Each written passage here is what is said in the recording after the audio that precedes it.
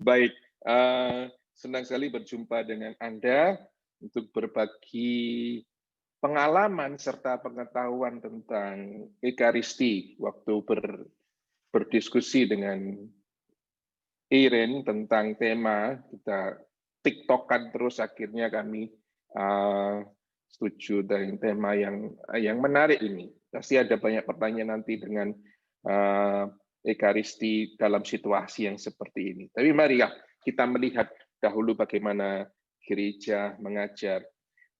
Fokus saya pada hari ini adalah bukan pada Ekaristi secara keseluruhan, liturginya, tapi pada spiritualitasnya, ya. Jadi spiritualitasnya pada sabda penyembuhan yang ada di dalam Ekaristi suci, ya, ini sabda. Dan yang saya maksud dengan Ekaristi nanti adalah keseluruhannya, jadi tidak parsial, ada bagian-bagian, tapi keseluruhannya. Dan kita akan melihat semuanya itu betapa agung sebetulnya apa yang ditinggalkan oleh Yesus kepada kita, yang sudah dirayakan lebih dari 2000 tahun ini. Suatu perayaan yang luar biasa dan terus memberi kekuatan bagi hidup gereja. Ya, kalau Anda bawa kitab suci, Anda bisa menyiapkan kitab sucinya. Kalau Anda punya katekismus, Anda bisa menyiapkan katekismus Anda. Ya. Baik, mari kita lihat satu persatu. Bahan pada hari ini, saya tidak ngambil dari mana-mana, saya selalu bersumber pada katekismus. Ini katekismus saya kecil dan handy, enak sekali. Saya masih menyayangkan, nggak tahu di Indonesia sudah ada edisi yang bagus enggak tentang katekismus. Kalau yang edisi yang saya punya dalam bahasa Indonesia, saya malah tersesat membacanya. Sulit sekali, terjemahannya masih harus terus dan terus diperbaiki. Tapi kalau Anda paham bahasa Inggris, saya menganjurkan Anda memilikinya dalam bahasa Inggris yang handy seperti begini, karena lebih jauh mudah untuk dipahami. Oke, jadi sumber saya ada pada Katekismus 13:22-14:19. Seluruh bab tentang Ekaristi, membacanya memang harus pelan-pelan. Saya yang sudah belajar teologi saja membacanya dengan pelan-pelan karena di sini ada banyak sekali informasi dan refleksi dari ajaran gereja yang sudah begitu lama, indah sekali, ya. Untuk itu tugas saya sebagai orang yang belajar teologi untuk menjelaskannya itu, ya. Tentunya tidak teks per teks, tapi saya mau fokus pada sabda penyembuhan. Sebelum kita memulai dengan segala sesuatu, ini yang dikatakan katekismus pada awal tentang sakramen Ekaristi, ya. Sakramen Ekaristi, jadi bukan hanya komuni saja, tapi keseluruhan sakramen Ekaristi itu adalah sumber dan puncak hidup Kristiani. Saya cukup lama mencerna kata-kata ini sejak saya belajar teologi waktu masih frater, masih imut-imut, sekarang sudah amit-amit, ya. Menjadi sumber dan puncak. Apa sih artinya jadi sumber dan puncak? Terus karya-karya yang lain itu bukan sumber dan puncak, bukan menjadi karya. Hold on, dicerna baik-baik. Ini sumber hidup Kristiani. Ada kekuatan yang muncul dari sana. Dan puncak nanti, karena nanti perayaan Ekaristi kalau secara keseluruhan ini dipahami sebagai pesta surgawi yang oleh nanti Scott Hahn, itu bukunya yang the Feast of the Lamb, pesta anak domba ini, Ekaristi secara keseluruhan, sekali lagi saya katakan secara keseluruhan, itu mencerminkan worship yang terjadi di dalam kerajaan Allah. Ya mungkin dalam bentuk namanya sakramen, ya, tidak mengungkapkan keseluruhannya, tetapi memberikan suatu foretaste, icip-icip akan apa yang terjadi kelak. Jadi indah sekali ya. Jadi ini bukan perayaan sekedar upacara, makanya saya selalu mengatakan. Apa Ekaristi itu? Ya, sebelum kita ngomong tentang penyembuhan, sabda penyembuhan, kita harus tahu dulu apa itu Ekaristi. Katekismus memberikan 3 pemahaman yang nanti akan dijelaskan detail, tetapi simpelnya ini yang kita bisa ingat. Ucapan syukur, kenangan, kehadiran. Eukaristein itu dalam bahasa Yunani, eukaristein adalah ucapan syukur. Sesimpel itu. Dalam tradisi Indonesia ada banyak. Tradisi Jawa yang saya kenal dengan baik adalah selamatan. Ada apa selamatan itu? Ya ucapan syukur. Ya kalau ada anak lahir selamatan, punya rumah baru selamatan dan sebagainya. Ini ucapan syukur. Nah, Ekaristi ini kita pakai bahasa asing ya. Nah, Ekaristi ini sebetulnya ucapan syukur. Lalu ada unsur kenangan. Nah, tapi kenangan ini bukan sekedar nostalgia, tapi kenangan yang ada hubungannya nanti dengan kehadiran. Jadi kenangan yang menghadirkan. Dan kehadiran nanti adalah kehadiran Kristus sendiri. Nah, ini penjelasannya. Ucapan syukur atas apa? Atas karya penciptaan Bapa. Kita diajak untuk dalam Ekaristi melihat karya ciptaan yang luar biasa ini dengan lagu, dengan gerak, dengan macam-macam, dengan alam semesta, hiasan yang ada, bunga, dan sebagainya, untuk ucapan syukur atas hidup kita. Makanya setiap pagi di sini, kalau saya merayakan Ekaristi, saya selalu memberi salam, Buongiorno, lalu saya katakan, selamat pagi, ringraziamo al Signore per questo nuovo giorno e questa nuova vita. Marilah kita bersyukur pada Tuhan atas hari yang baru ini dan hidup yang baru ini. Nafas itu diberikan Allah itu untuk mengucap syukur. Jadi datang bukan dengan permohonan, tapi pertama-tama dengan syukur. Lalu kedua, syukur ya, dan tata penciptaan naik lagi adalah tata penebusan, redemption, penebusan. Kita ditebus, kita menjadi lebih indah daripada kita sendiri gitu. Karena penebusan Kristus. Lalu kita dikuduskan dengan perayaan Ekaristi. Nah, dari sini saja ya ucapan syukur dan sebagainya. Ini tuh sudah luar biasa kan isinya. Nah, saya heran orang Katolik kalau datang ke Ekaristi dengan malas-malas dan sebagainya. Ya, saya juga heran sekali. Karena maknanya sudah begitu dalam. Ada ucapan syukur atas penciptaan, atas penebusan Kristus, dan pengudusan. Ini nanti kelihatan dalam urutan-urutan liturginya, dalam apa yang kita rayakan. Maka saya selalu ngomong dari dulu banyak ya. Jangan ribut dengan menurut tata upacaranya saja. Tetapi yang jauh lebih penting adalah apa yang kamu rayakan itu. Sejauh tata upacaranya tidak mendistraksi kamu begitu dari apa yang dirayakan, itu dirayakan dengan syukur, gembira bukan sedih. Nanti datang ke misa itu peraturan terus, ribut. Nanti kan ada yang ribut-ribut nih. Di Jakarta barusan ada ribut-ribut kan, yang rame di WA group. Oke, nanti kita kembali ke sana. Nah, setelah ucapan syukur, Ekaristi menambahkan kenangan. Tapi kenangan yang menghadirkan lagi kurban Paskah Kristus. Maka disebut anamnesis. Ya, dalam anamnesis itu Tuhan telah wafat, Tuhan telah bangkit, Tuhan akan kembali.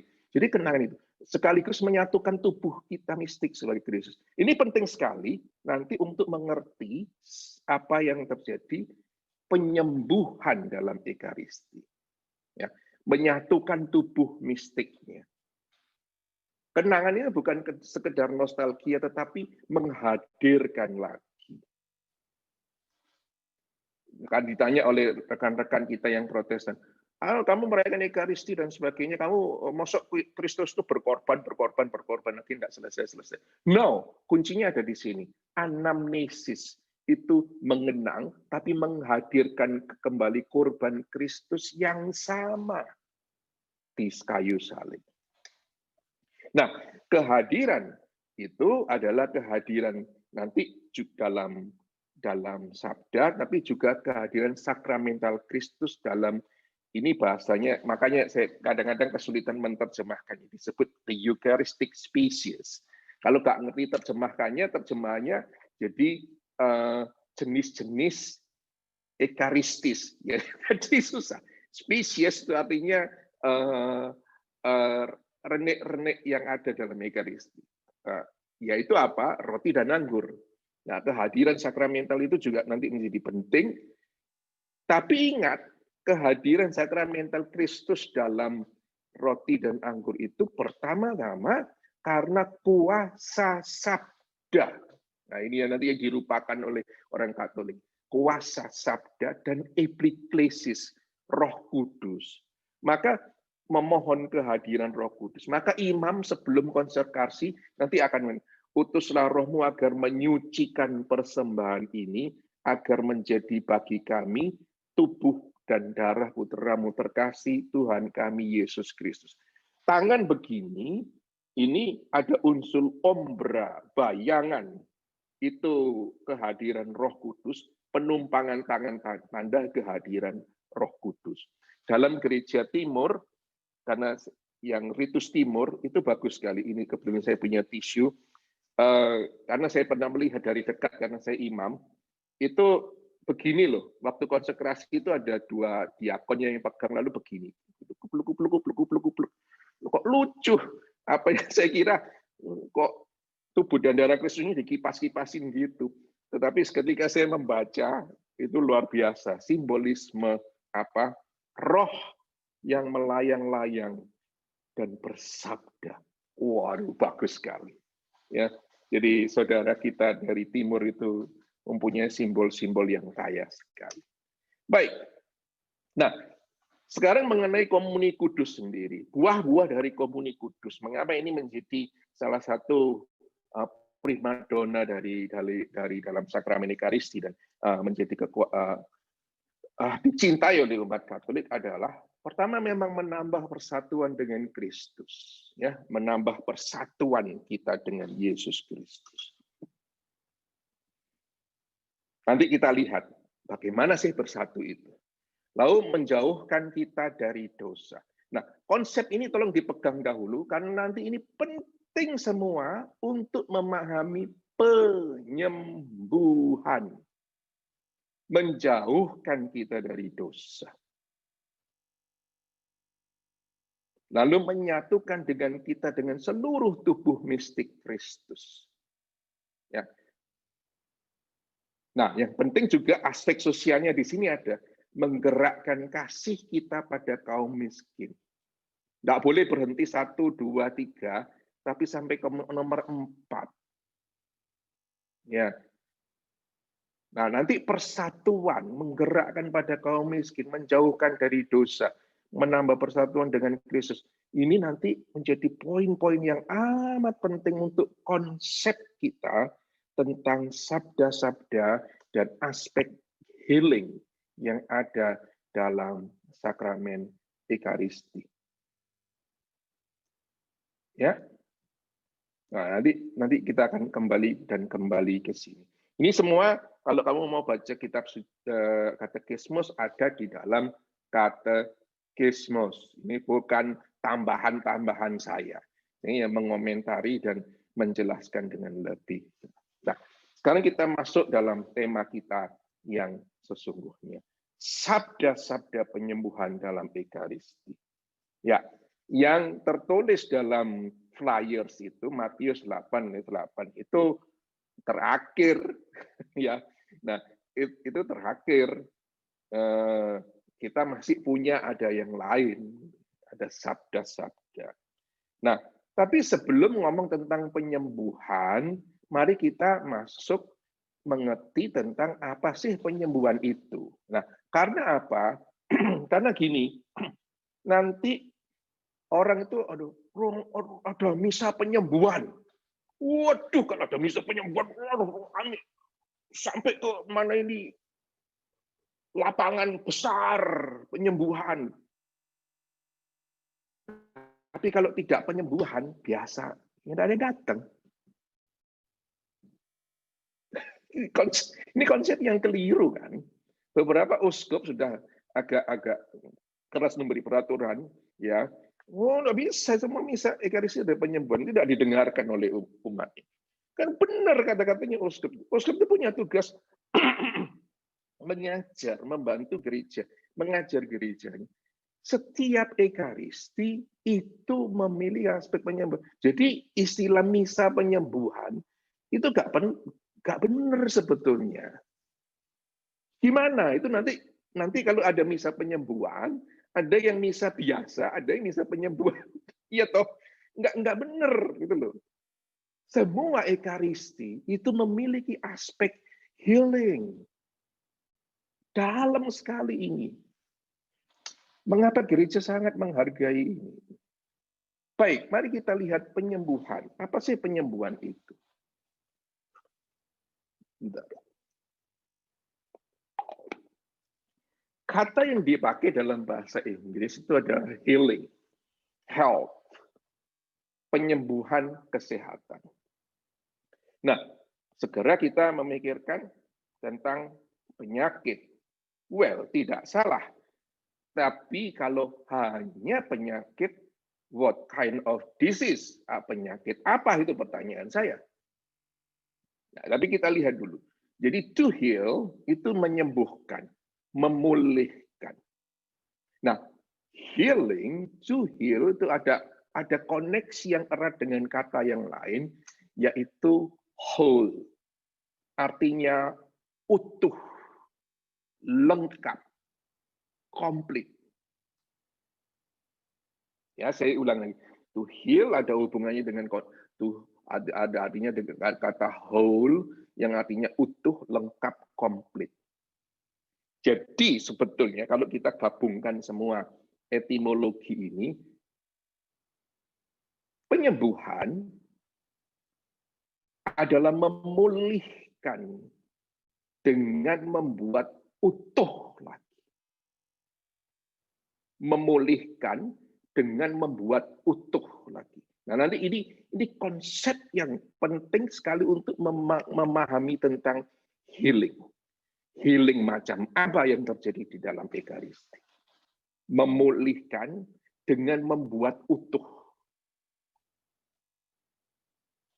Sakit itu kita tidak utuh karena kita tidak hidup penuh gitu. Kita terikat pada tempat tidur, kita terikat pada rumah, kita terikat pada ketidakberdayaan, maka healing membuat kita utuh. Nah, nanti kita lihat penyakit apa saja yang disebut dengan penyakit dan penyembuhan yang terjadi dalam ekaristi itu penyembuhan dari apa saja. Nah, tapi sebelum masuk ke sana, kita masuk dalam logika tentang, atau saya masuk dulu ke situ, nanti saya kembali lagi. Ya, kita masuk dulu. Jadi, saya katakan penyakit, kalau kita ngomong penyakit, itu tolong jangan dimengerti. Nah, kalau kita ngomong penyakit fisik saja. Ya, jadi misalnya tentang healing mass, gitu ya. Misa penyembuhan. Oh, datang sekali bagian ada orang-orang sakit pakai kursi roda, pakai apa namanya tempat tidur bahkan dibawa dan sebagainya. Konsepnya itu jadi terlalu sempit pada penyakit fisik saja. Padahal penyakit itu beraneka ragam. Dari yang fisikal gitu ya, dari yang diri kita itu ada fisik, ada psikis,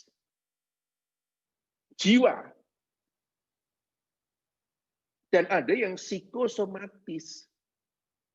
Jadi yang sakit itu sebetulnya jiwanya, lalu kena badannya. Ini banyak, misalnya orang stres. Stres itu yang stres dalamnya, dalam pikiran dia. Tapi karena itu, tubuhnya mempengaruhi tubuhnya membuat toksin.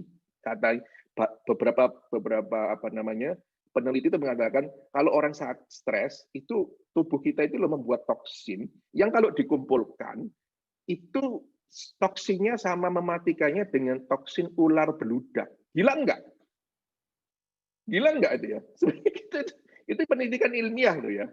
Jadi kalau toksin yang dihasilkan oleh tubuh kita itu kalau kita kumpulkan itu sama dengan ular beludak. Jangan heran kalau orang stres terus mahnya lubang karena digerogotin oleh toksin yang racun yang dihasilkan oleh tubuhnya sendiri. Maka kan ada banyak nasihat dalam situasi corona ini, jangan stres, bahagia. Bahagia itu membuat kita, tubuh kita itu membuat zat lain yang membuat kita lebih sehat, lebih imun gitu ya. Itu jadi penyakit ya. Jadi dari kelompok yang pertama ada fisik, psikis, dan psikosomatis. Relasi antara psikis dan dari jiwa dan badan. Tapi ada penyakit sosial. Keretakan relasi ibu dan anak, mertua dan anak mantu, antar keluarga, antar tetangga, antar kelompok doa, macam-macam. Ini juga penyakit besar sekali sampai Bapak Suci ini harus menuliskan Fratelli Tutti tentang persaudaraan, on fraternity and social friendship, karena penyakit terbesar ini adalah egoisme dan di Indonesia itu penyakit besar kan atas nama Sarah. Dan akar dari semuanya adalah dosa. Nah, ini semua penyakit-penyakit ini yang hendak disembuhkan oleh Kristus. Wah, itu luar biasa ya. Jadi the healing of Mass dalam Ekaristi itu bukan hanya fisik, tapi menyangkut ini semua. Nah, the logic of healing. Nah, nanti ditanyain, ada orang yang tergila-gila oleh penyakit, ya, ada yang tergila-gila dengan misa penyembuhan, entah itu misa atau apapun, tapi ada yang menolak. Nah, tapi ada banyak yang salah paham. Nah, sekarang kayak gini, yang saya kurang senang atau apa ya menganggap misteri ini sebagai misteri yang murahan itu adalah seringkali gini. Kalau Anda pergi ke rumah sakit, orang Katolik itu kan gitu, nggak bisa berdoa terus gaya-gayanya, saya paling mangkel. Gaya-gayanya itu, aduhlah, sudahlah, satukan penderitaan ini dengan penderitaan Kristus. Itu yang sakit mangkel paling dengarkan. Enak aja lah lu ngomong ya. Satukan, lu kalau sakit gimana? Jadi tidak ada mohon Tuhan kau sembuhkan kuasamu dan sebagainya. Kalau penyakit adalah penderitaan Kristus, setiap penyakit adalah menyatukan penderitaan Kristus dan itu adalah panggul salib Kristus. Saya mau tanya sekarang, why in the first place you have to go to the doctor? Kenapa kamu bawa ke rumah sakit? Kenapa kamu berusaha untuk menyembuhkan? Kalau itu adalah jalan salib penderitaan Kristus. Jangan terburu-buru ke sana. Itu statement gereja tentang itu, menyatukan dengan penderitaan Kristus, itu adalah statement tinggi sekali nilainya. Jangan dibuat biasa-biasa. Tidak. Kalau doa-doa biasa, mohonlah kesembuhan. Why? Karena penyakit adalah bagian dari misteri kejahatan yang Yesus sendiri memeranginya. Loh, kalau penyakit itu adalah salib, kenapa Yesus tidak pernah mengatakan pada orang buta, orang lumpuh, orang yang pendarahan itu, panggullah salib bersama aku. Tidak pernah dikatakan dalam Injil. Hati-hati. Ini bagi yang menolak penyembuhan, doa-doa penyembuhan itu jangan gitu. Kalau Yesus, tapi Yesus menyembuhkan penyakit sebagai bagian ya. Jadi bukan satu-satunya, tapi bagian dari pelayanannya. Oh sih saya jelaskan ke frater-frater nih yang nanti jadi romo. Karena ada yang gembala yang dimintai doa untuk anaknya orang mau pergi ke rumah sakit, dimintai doa nggak mau, pergilah saja ke rumah sakit. Gimana? Janganlah jadi gembala macam gitu kok. Bersama dengan Yesus mendoakan, menyembuhkan. Yesus menyembuhkan. Dan ini statement dari ahli-ahli kitab suci yang menyelidiki the historical Jesus ya. Jadi bukan hanya teologis tapi the historical Jesus. Apa yang sungguh-sungguh Yesus sembuhkan. Dan mereka mengatakan, mengambil kesimpulan, Jesus did heal. And he did, nomor 3, ia mengutus murid-murid melanjutkan karya penyembuhan. Pergilah, ajarlah mereka, sembuhkanlah orang-orang yang sakit. Mengapa nanti gereja ada sakramen pengurapan orang sakit? Nah ini lagi, sakramen ini adalah yang ditakuti oleh orang-orang. Nanti kita akan balik ke sana ya. Nah, sekarang saya sampai pada nomor poin yang keempat. Tidak keliru memandang penyakit yang tidak tersembuhkan sebagai kesempatan untuk mengambil penderitaan dalam Kristus. Enggak. Tetapi ingat, penyakit yang tidak tersembuhkan.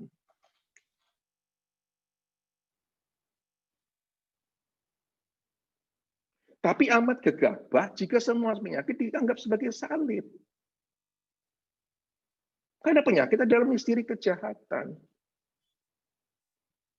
Nanti yang memandang bahwa ini sudah terminal, artinya saya tidak bisa lagi TBC pada zaman Teresa Lisieux, ya sudah diusahakan tidak bisa lagi. Dan pada saat itu dia mengatakan, oke, Lord, ini menjadi jalan saya, menjadi salib saya untuk mengikuti Engkau dan saya mau memaknai penderitaan ini. Ya, hati-hati, be careful dengan ini. Ya nanti kita bisa konflik dengan ilmu kedokteran itu kalau ngomong semua.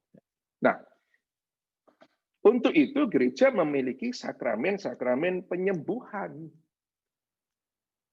Ya, sakramen penyembuhan itu adalah pertama sakramen tobat, rekonsiliasi, dan sakramen pengurapan orang sakit. Ini saudara sekalian lucu, ya. Jadi saya itu sampai stres. Sebagai imam itu saya stres. Jadi sakramen pengurapan orang sakit ini seringkali menjadi guyonan. Ya, gereja di katekismus, gereja tidak lagi memandang sakramen pengurapan orang sakit sebagai the last rite, sakramen terakhir. Enggak. Tapi sebagai sakramen of healing. Dan konsep itu masih hidup di dalam umat. Sehingga umat kalau ada ibu-ibu gitu ya, sakit gitu ya, mau operasi. Bu saya kasih, mari kita berdoa, saya berikan sakramen pengurapan orang sakit. Romo, jangan. Saya belum mau mati. Loh, enggak, saya enggak matenin kamu. Takut. Dan pengalaman saya di paroki itu ya segitu lucu. Saya itu jadi merasa saya ini datang sebagai penyembuh atau sebagai malaikat El Maut gitu ya. Nanti kalau saya datang gitu ya, saya dari jauh tuh saya lihat keluarganya di depan kamarnya orang sakit itu, di rumah sakit itu masih bisa ngomong, nggak ada yang ketawa. Tapi begitu saya datang pakai jubah, entah jubah putih, entah jubah coklat, mereka mulai menangis. Romo sudah datang, Romo sudah datang. Artinya apa? Sebentar lagi ini nyawanya dicabut. Dan ini terus begitu minyak dioleskan, set, jerat, belet, pergi menghadap hadirat Allah Bapa. Maka guyonan kami kalau di ruang makan datang dari rumah sakit, terus pakai bahasa Jawa kami kadang-kadang, kau wes mateni wong piro? Kamu sudah membunuh berapa orang? Karena apa? Karena diminta pada saat-saat terakhir, ya lancarlah jiwanya kena minyak itu. Jadi saudara-saudara, bukan itu. Ini sakramen penyembuhan. Nah, mengapa Ekaristi kita juga bisa menyebut ada unsur penyembuhannya. Ingat, dari sejak awal saya katakan, ini saya kutip dari Katekismus, Ekaristi adalah sumber dan puncak hidup Kristiani. Sakramen-sakramen lain, termasuk rekonsiliasi dan pengurapan orang sakit, sesungguhnya semua pelayanan gerejawi dan karya kerasulan kita terkait erat dengan Ekaristi dan diarahkan padanya. Terkait erat dan diarahkan padanya. Itu ajaran gereja lewat katekismus. Jadi ada unsur-unsur kesembuhan yang ada dalam Ekaristi. Konteks inilah yang membuat kita yakin kita berbicara tentang sabda-sabda penyembuhan dalam Ekaristi. Ada beberapa poin yang saya catat, mungkin masih bisa bertambah, tapi saya kira yang ini cukup. Salam rasuli, itu pada awal, nanti kita lihat. Pembacaan sabda Allah, sabda Yesus dalam konsekrasi, ini mengandung kehadiran Kristus dan anamnesis, doa Bapa kami yang pernah saya bahas yang lalu, anak domba Allah, dan yang terakhir dari Matius 8 itu, Tuhan saya tidak pantas. Ini beberapa sabda-sabda yang berkaitan dengan penyembuhan. Kita akan lihat satu persatu ya.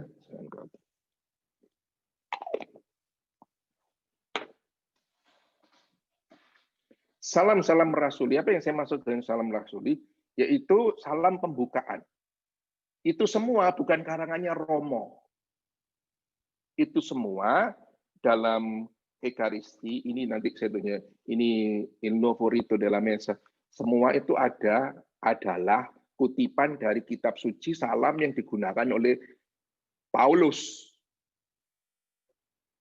Rahmat kasih Tuhan kita Yesus Kristus, cinta kasih Allah dan persekutuan Roh Kudus besertamu. Itu dari 2 Korintus 13:13. Why? Salam-salam ini merupakan salam penyembuhan. Ya. Saya dalam liturgi itu gesturnya yang baik. Ketika Romo itu kan gini kan, rahmat Tuhan kita Yesus Kristus, cinta kasih Allah dan persekutuan Roh Kudus, setidaknya yang saya lakukan, saya pakai gesture begini, besertamu, membuka tangan, besertamu. Umatnya jawab, besertamu juga. Begitu. Saya senang saya misa di salah satu paroki di Amerika, itu salah satu, saya ingat sekali nama parokinya Saint Rose, hidup itu. The grace of our Lord Jesus Christ, the love of God, and the fellowship of the Holy Spirit be with you all. And then dia mereka membalasnya dengan begini. And also with your spirit. Saya memberi salam, imamnya memberi salam, balaslah salam itu. Itu yang namanya partisipasi dalam Ekaristi. Dan itu memberikan kesembuhan. Why?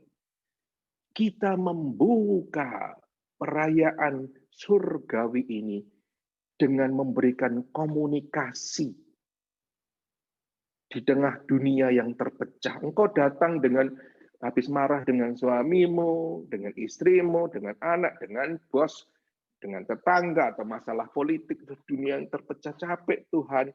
Tapi kita mendengar rahmat Tuhan kita Yesus Kristus, cinta, kasih Allah, dan persekutuan Roh Kudus besertamu. salam yang hangat, salam yang memberkati, salam persaudaraan baru. Kita mau memulai ibadat kita dengan persekutuan,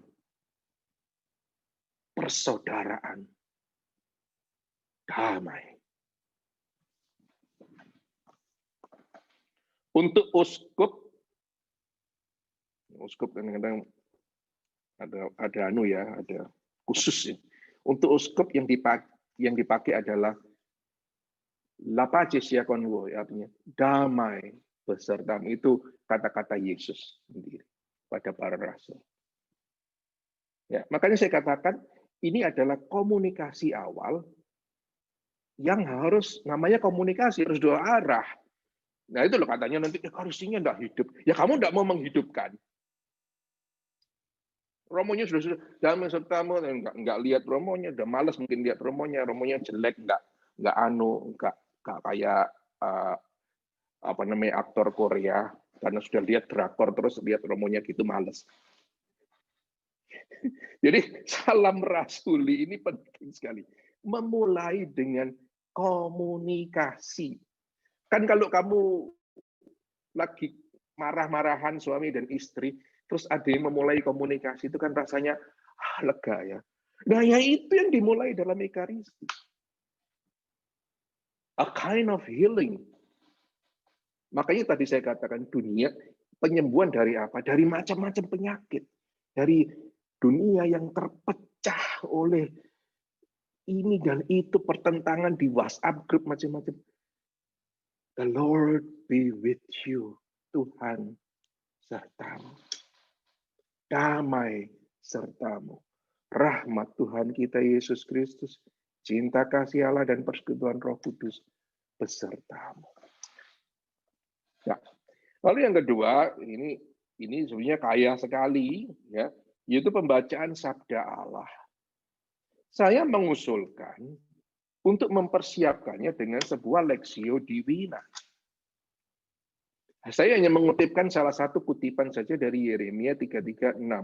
Kalau Anda mengatakan sabda penyembuhan banyak sekali ada dalam kitab suci. Dan itu dibacakan juga dalam Ekaristi. Sesungguhnya aku akan mendatangkan pada mereka kesehatan dan kesembuhan. Dan aku akan menyembuhkan mereka. Dan akan menyingkapkan pada mereka kesejahteraan dan keamanan yang berlimpah. Nah, misalnya ini dibacakan, tapi kamu nggak siapkan dahulu, ya nggak bekerja sabdanya. Ingat ya, mengapa pembacaan sabda penting? Mengapa nanti kekuatan konsekrasi itu ada pada sabda Allah? Karena Ekaristi ini pilarnya ada dua. Liturgi, sabda, liturgi, Ekaristi. Dan orang Katolik itu sering melupakan yang ini. Saya sudah menjelaskan pada para frater yang akan jadi romo. Ini tidak boleh dilupakan. Salah satu tugasmu nanti adalah khotbah. Khotbah itu bagian dari liturgi sabda. Berbicara tentang sabda, bukan tentang koran. Nah, itu repotnya. Nah, maka umat juga harus mempersiapkan begitu. Mempersiapkan dengan Lexio Divina. Lexio Divina ini membaca sabda pelan-pelan. Diresapkan. Karena sabda ini bisa menyentuh. Saya pernah memberikan ini pada satu tempat, saya tidak mengatakan tempatnya di mana, tapi di Asia. Dalam satu retret, saya ajak, rekoleksi sih, karena enggak, satu ruangan, karena baru pertama kali Lexio Divina. Saya bacakan Yohanes 8, tentang wanita yang bersinah itu. Di satu ruangan besar. Ya, jadi saya akhirnya hanya saya yang bisa, lalu saya leading aja, saya buat kelompok-kelompok kecil, lalu saya leading aja dari panggung. Baca pelan, mereka membaca dalam kelompok pelan, ayat demi ayat, dan sebagainya. Jadi bukan sabda, bukan apa pendapatku tentang sabda, tapi sabda bicara apa tentang aku. Jangan dibalik ya, kadang-kadang saya ini kepingin komentar sabda, ya kamu nanti yang penuh. Sabdanya penuh dengan kamu, bukan kamu penuh dengan sabda. Tapi sabda itu apa? Nah, dalam 1 jam saya ajak itu semua. Setelah selesai, kita semua makan siang, saya ingat itu. Ya mereka pergi dengan pelan-pelan, mereka nggak mau terburu-buru loh. Luar biasa ya. Tapi kemudian saya ada satu grup itu, lalu teman-temannya mengurumuni. Saya kira ada apa sih? Saya kira ada rapat mau apa. Saya tinggal terus panggil, Romo. Ibu ini nggak bisa berdiri. Kenapa? Lalu saya dekati, Romo boleh bicara pribadi. Oh boleh, saya suruh semua pergi untuk makan. Di ruangan itu sendiri, saya tanya. Dia hanya bilang begini, firman Tuhan bekerja, Romo, dari dalam. Lalu dia mengatakan, saya tidak ada bedanya dengan perempuan dalam Injil tadi. Nah, saya nggak bisa berdiri. Apa yang membuat kamu tidak bisa berdiri, saya bilang. Dosamu? Ya, itu sudah saya sadari, Romo. Tapi yang saya tidak kuat, Romo, Yesus itu mencintai saya dengan sungguh. Pergi dan jangan berbuat dosa lagi. Itu Romo firman yang membuat saya nggak bisa berdiri. Wow. Saya yang membimbing aja langsung nyes gitu ya. Firman Allah itu juga sharing dia tentang firman Allah itu mengena pada diri saya juga. So, sabda. Kita itu ada 3. Jadi kalau Anda mengikuti misa tiap hari 3 tahun berturut-turut, itu seluruh kitab suci itu katam. Itu maksudnya, itu begitu loh. Jadi bilang Katolik itu nggak pernah baca kitab suci. Siapa bilang nggak pernah baca kitab suci? Gerejanya. Anggota gerejanya nggak tahu baca. Gerejanya baca. Nah, sabda Kristus dalam konsekrasi. Mengapa ini menjadi penting? Sabda ini adalah verba ipsissima Christi, ini kata-kata dari para ahli kitab suci dan ajaran gereja juga. Jadi apa artinya verba ipsissima Christi? Adalah kata-kata Yesus sendiri yang nggak diedit oleh kata-kata Yesus sendiri. Imam itu mengulangi kata-kata Yesus. Maka tadi saya katakan, kehadiran Kristus dalam sakramen itu, pertama, karena imam dengan tahdisannya meminta kuasa Roh Kudus hadir dalam epiklesis, curahkanlah. Oh ini bagus sekali. Ini kan baru dibaharui. Ini saya bacakan ya. Benedictus Seculi. Benar. Pregira Eucharistica. Yang di sini. Ekaristi yang kedua. Kata-kata pada waktu epiklesis ini. Ti preghiamo, santifica questi doni con la lucciada del tuo spirito, perché diventino per noi il corpo e il sangue del Signore nostro Gesù Kristus. Kata-kata yang dipakai apa? Kami mohon agar engkau menyucikan persembahan ini dengan embun roh. Saya senang ini, terjemahan baru ini. Embun rohmu. Kekuatan roh dan kekuatan sabda menjadi satu.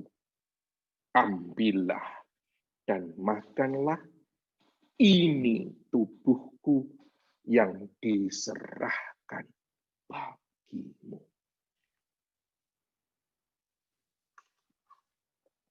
Loh, kesembuhannya ada di mana? Listen it well.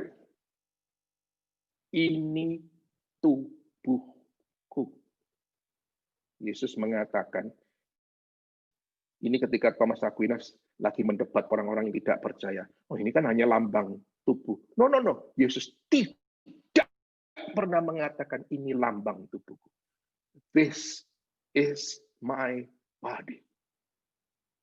Yang diserahkan bagimu. Dia menyerahkan diri. Itulah cinta. Cinta bukan menerima, tapi pemberian.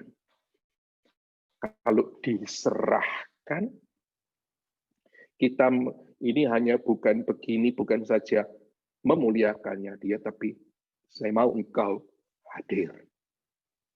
Nah, lalu ambillah dan minumlah. Inilah piala darah.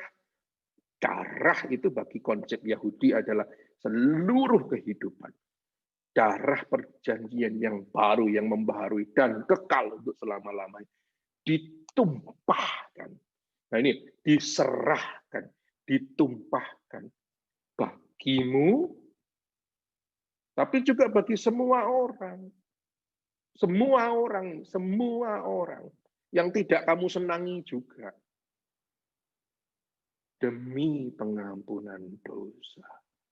So, dari kata-kata konsekrasi itu, dia sudah juga memberikan kepada kamu darahnya. Nanti kita lihat bagaimana Thomas Aquinas mengatakan itu. Tapi juga bagi orang-orang yang sudah terpecah dengan kamu, sudah tidak senang lagi dengan kamu, buat kamu stres. Semua orang demi pengampunan dosamu dan dosa mereka. Dan Yesus mengatakan, do this in memory of me. Lakukan ini untuk mengenangkan aku. Ini wasiat terakhir. Tidak boleh. Wasiat itu penting. Ya, sekali lagi, kita hanya konsentrasi pada, oh ini menjadi tubuh dan darah Kristus. Oke, itu hanya satu kebenaran. Kebenaran yang lain adalah isinya itu apa. Kalau Yesus mau memberikan tubuhnya bagimu, maka engkau harus juga memberikan tubuhmu, darahmu bagi orang lain. Seperti pada kata-kata konsekrasi untuk darah. Ditumpahkan bagimu dan semua orang demi pengampunan dosa. Ini makanya tadi Ekaristi itu menyatukan tubuh mistik Kristus yang terpecah belah. That's healing. Nah, kemudian nanti kita akan memakan. Mengapa Yesus menjadikan dirinya sebagai tubuh? Kita memakan tubuh. You are what you eat. Ya, kita makan terlalu banyak lemak, kita akan menjadi gendut. Kita akan memakan junk food, tubuh kita menjadi junk, tidak sehat. Kita makan makanan yang sehat, kita jadi sehat. You are what you eat. Kamu menjadi apa yang kamu makan. Maka ketika kamu memakan Kristus, kamu menjadi seperti Kristus. Ketika kamu memakan menjadi seperti Kristus, kamu menjadi seperti Kristus. Bagaimana? Kamu bersinar-sinar? Ya, but the first thing, kamu menjadi seperti Kristus yang memberikan dirinya, yang menjadi agen penyembuhan, bukan saja penerima kesembuhan, tapi agen penyembuhan. Kamu sudah disembuhkan karena dia masuk ke dalam dirimu dan menjadi engkau. Maka you harus menjadi seperti Kristus yang tadi katakan, mengatakan ini tubuhku, ini darahku, diserahkan bagimu, ditumpahkan bagimu, dan bagi semua orang. Sehingga orang yang melihat kamu, melihat Kristus. That's the true healing. Nah, tentang darah tadi saya katakan, ini tidak saya terjemahkan, tapi dalam lagu Adorote Devote.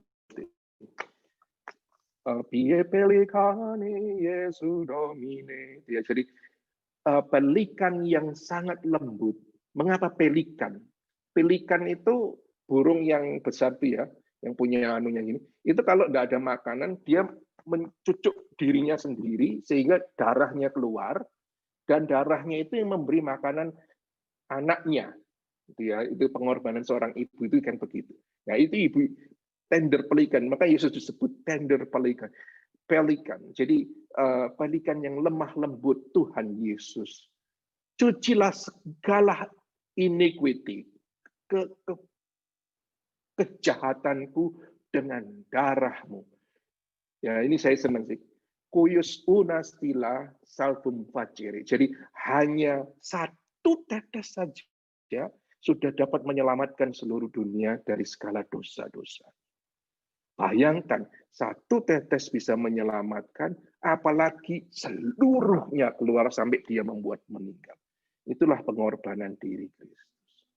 Nah, ini Katekismus 1394. Nah, seperti, ya ini saya terjemahkan langsung saja, seperti makanan yang memulihkan kekuatan kita, demikian juga Ekaristi menguatkan kasih kita yang cenderung dilemahkan dalam hidup sehari-hari karena ribut dengan ini, dengan tetangga, dengan teman, dengan anak-anak, dengan apa, karena lemah, malas deh. Ekaristi menguatkan kita. Dan kekuatan kasih yang hidup ini menghapus dosa-dosa kita. Nah, ini nanti yang menandakan gini, Paus itu dalam Amoris Laetitia mengatakan, Ekaristi ini bukan premium, bukan hadiah bagi orang-orang yang sudah hebat hidupnya, tapi obat bagi pendosa. Dan itu Santo Anselmus yang juga mengatakan hal yang sama. Kalau tidak Athanasius nanti saya carikan lagi. Nah, doa Bapa kami. Di Italia ini buku-buku tadi yang saya tunjukkan pada Anda ini baru semua. Dibaharui doa Bapa kami menurut apa yang diminta oleh Bapak Suci. Jadi yang seperti saya katakan pada Anda menjadi lebih jelas. Yang waktu itu saya masih pakai rumusan yang lama. Jadi kata-katanya menjadi begini, janganlah tinggalkan kami di dalam pencobaan. Non abbandonarci alla tentazione. Jangan tinggalkan. Yang mencobai siapa? Bukan Allah. Sebelumnya janganlah masukkan kami dalam pencobaan. Itu kan kayak Tuhan Allah masukkan kan, terus harus dijelaskan lagi maksudnya enggak gitu. Nah, sekarang sudah jelas. Jangan tinggalkan kami sendirian dalam pencobaan. Karena kita pasti dicobai oleh si jahat. Dan itu bisa menguatkan kita. Tapi kita bisa jatuh. Maka kita mohon dalam doa Bapa kami, supaya jika kita ada dalam pencobaan, Allah tidak meninggalkan kita, sehingga kita kuat dan tidak jatuh sakit di dalam dosa. Jadi dosa itu keadaan sakit. Ya, Allah menyembuhkannya. Nah, kata-kata yang terakhir adalah bebaskanlah kami dari yang jahat. Sekali lagi ini memohon pembebasan karena si jahat juga menyebabkan dosa dan dosa menyebabkan sakit kita. Toponeru itu artinya si jahat dan kejahatan. Jadi artinya bebaskanlah kami dari yang jahat, double. Dari si jahat, itu setan, kejahatan alamiah, itu apa saja? Bencana, penyakit, dan dosa secara moral. Ya, jadi kalau doa apa Romo yang bisa untuk healing? Bapak kami.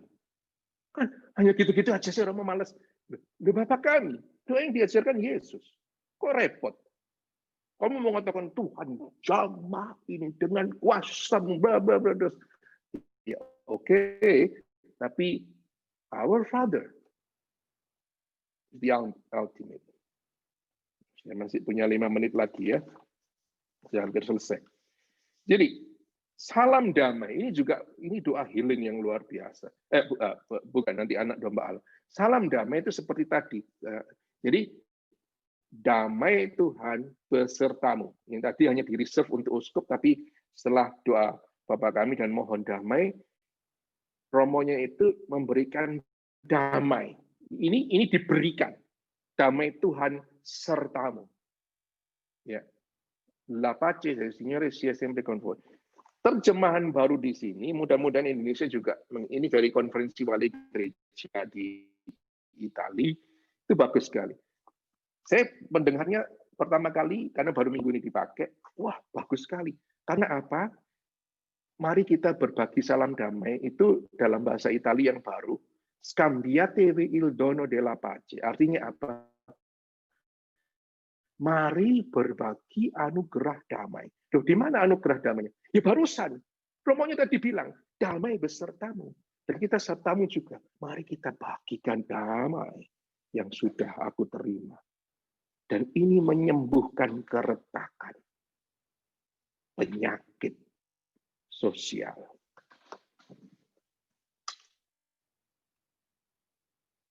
Maka ensiklik Fratelli Tutti ini juga mengatakan gitu. Ya, jadi damai bukan tidak ada perang, tapi komitmen yang tidak kenal lelah untuk mengakui, melindungi, memulihkan martabat manusia yang dipandang sebelah, diabaikan, memandang dirinya sebagai pelaku utama nasib bangsa. Peace be with you. Damai. Nah, sekarang tentang anak domba Allah. Ini penting. Anak domba Allah yang kita mengatakan yang menghapus dosa dunia. Konsepnya menghapus ini kan gini. Misalnya ini penghapus ya. Ini ada tulisan, lalu saya hapus gini. No, itu bukan konsepnya. Maka saya tulis di sini yang menanggung dosa dunia. Ini. Menanggung itu artinya ada gini. Takes away bahasa Inggrisnya kan. Tolerare bahasa Latinnya. Qui tolit peccata mundi. Bukan menghapus. Ini ada tulisan gini. Kan enak, Yesusnya duduk-duduk menghapus begini. Tetapi gini sebetulnya. Mengambil semua beban dosa itu, menanggungnya. Takes away dalam arti ini. Menghapus itu artinya begini, mengambil dosa-dosa dari kamu dan segala hukumannya, menggenakannya pada dirinya sendiri. Jadi Kristus mengambil beban dan hukuman dosa dunia untuk menanggungnya sendiri. Ini pengorbanan yang luar biasa. Dan ini cocok dengan kata-kata anak domba Allah. Dia yang tidak bersalah seperti anak domba yang tidak bisa mengapa-apa, disembelih, dikorbankan untuk dosa dunia. Dosa dunia bukan melulu dosa pribadimu, tapi juga kekuatan kejahatan yang terus bekerja, merongrong dunia ini untuk terus berbuat jahat, memecah belah, membuat kebencian sana dan sini. That's it. Itu yang ditanggung oleh Kristus. Maka ketika kamu berdoa ini, doakan untuk peperangan, kebencian atas nama Sarah, untuk pandemia, untuk kuasa kegelapan yang sedang bekerja, untuk kelaparan, untuk kemiskinan, untuk eksploitasi manusia, saling benci macam-macam. Katakan anak domba Allah yang menanggung dosa dunia, kasihani kami, kasihanilah kami, berilah kami damai. Healingnya ada di situ. Damai. Fratelli tutti. Semua bersaudara. Diutuhkan kembali. Nah, konsep healing tadi ya, memulihkan dan membuat utuh lagi. Terakhir, kata-kata Yesus ini. Ketika ditunjukkan imam, this is, ini anak domba Allah yang menghapus dosa dunia, berbahagialah kita yang diundang ke perjamuannya. Nah, dijawab ya Tuhan saya tidak pantas, itu dari kutipan Matius 8, 5-13. Tuhan, saya tidak pantas engkau datang pada saya. Tapi bersabdalah saja, maka saya akan sembuh. Tahu kan ceritanya?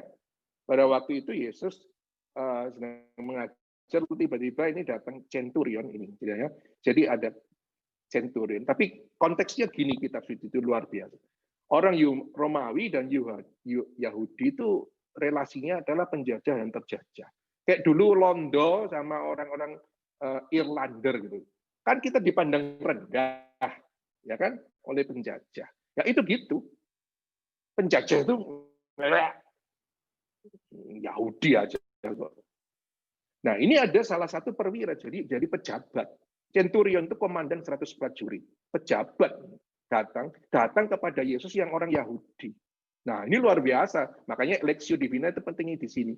Orang pejabat itu kepada orang jajahannya, yaitu Yesus salah satunya, memanggil dia sebagai Kurios, Tuan.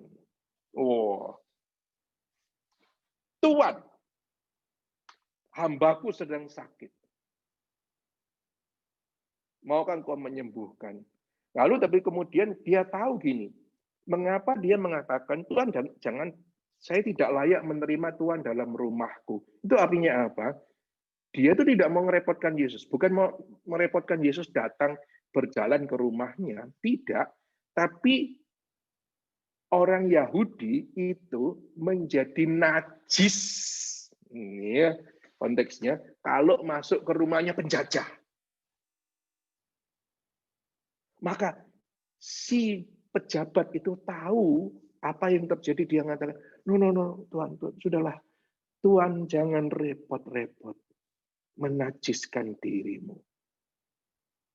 Saya tidak layak. Oh, saya tidak layak. Ini yang luar biasa. Saya tidak layak Tuhan masuk dalam rumahmu. Saya tidak layak kalau Tuhan jadi najis. Tapi bersabda dari jauh saja. Artinya apa? Sabdakan sepatah kata. Itu dari konsepnya ya orang prajurit ya. Saya beri perintah begini, maka terjadi. Saya mengatakan A, B, prajurit saya nurut. Tuhan, engkau atasanku. Perintahlah dengan sabdamu. Semua terjadi. Yesus mendengar orang yang kayak gini ini, yang tidak beragama Yahudi, kaget dan mengatakan, iman seperti ini tidak pernah ada dalam umat Israel. Karena apa? Kerendahan hati dan mengaku dengan kekuatan sabda saja. Tanpa sentuhan fisik. Kesembuhan terjadi. Iman ini dalam Injil Lukas dan dalam Injil yang lain yang paralel disebutkan. Saat itu juga hambanya disembuhkan. Wow, luar biasa. Dengan mengatakan begitu sebelum kita menerima tubuh Kristus, kita diharapkan untuk memiliki iman seperti the centurion, perwira Romawi itu.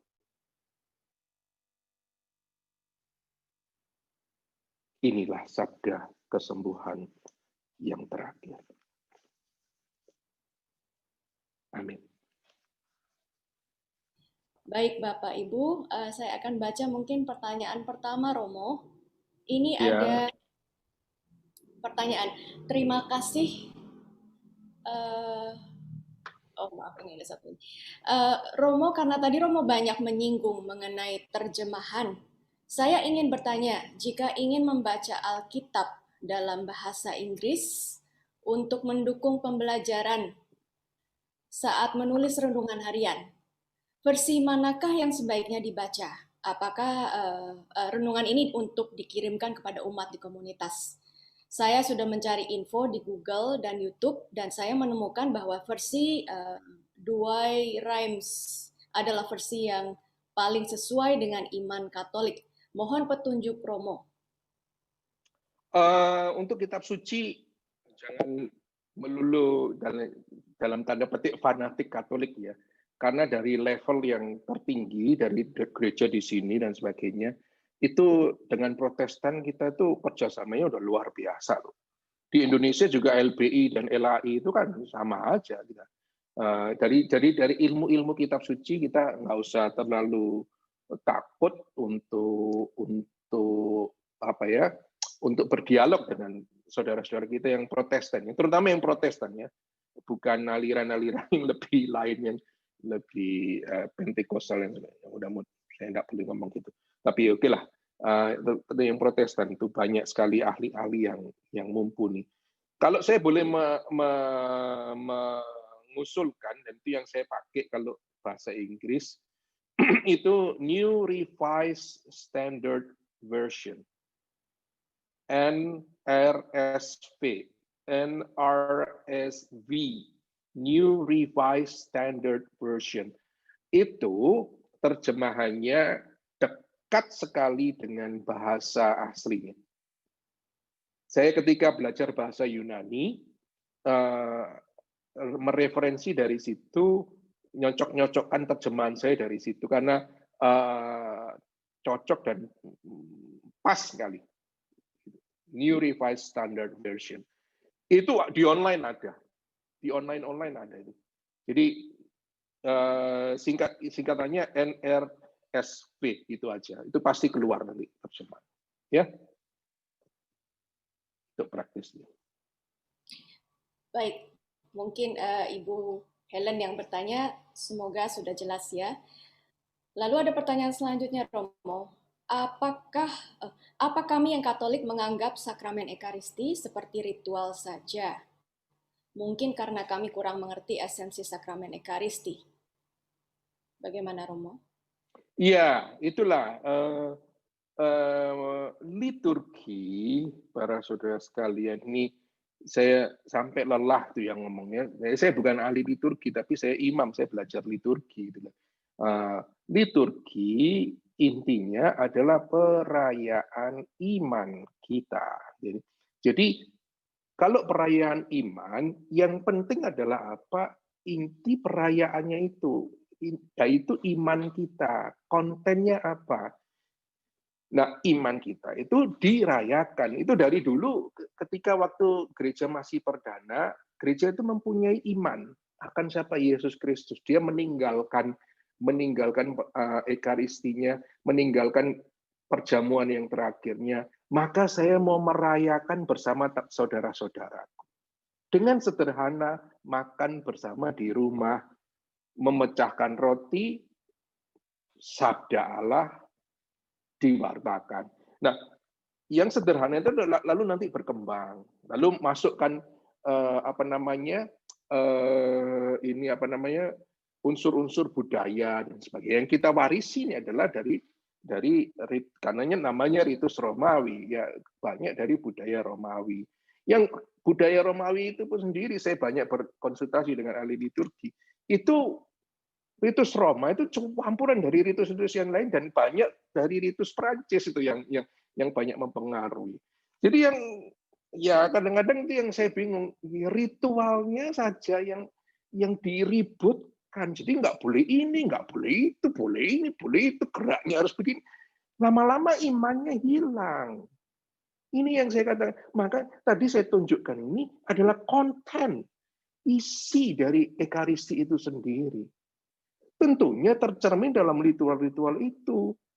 Nah, kadang-kadang tidak mengerti kontennya, ribut dengan ritualnya, itu kan ngawur gitu loh. Wong yang kita rayakan imannya kok bukan melulu perayaan ini bisa macam-macam gitu. Nah, itulah saudara sekalian yang apa ya, yang kadang-kadang kita ini back to the essence gitu. Kembalilah pada yang esensial gitu.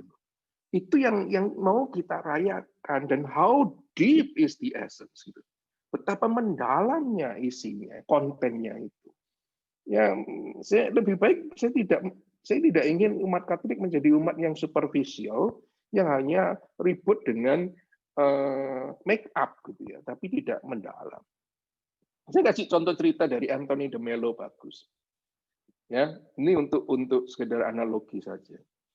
Ada seorang, analoginya tapi bukan dari gereja. Ini ada seorang pertapa gitu, sama murid-muridnya. Nah, waktu itu mereka itu punya liturgi setiap jam 4 sore meditasi 2 jam sampai jam 6 sore. Nah, jam segitu itu kucingnya yang hitam itu terus tiap hari meong meong gitu. Ribut, mereka nggak bisa, akhirnya nggak bisa meditasi dengan baik tuh. Terus si guru ini bilang gini, itu murid-murid ikat kucing itu. Nah, diikat di belakang rumah. Nah, setiap terus karena dia dibuat peraturan di rumah itu, oke, setiap jam 4 sampai jam 6 kucingnya harus diikat ya. Iya, dia guru.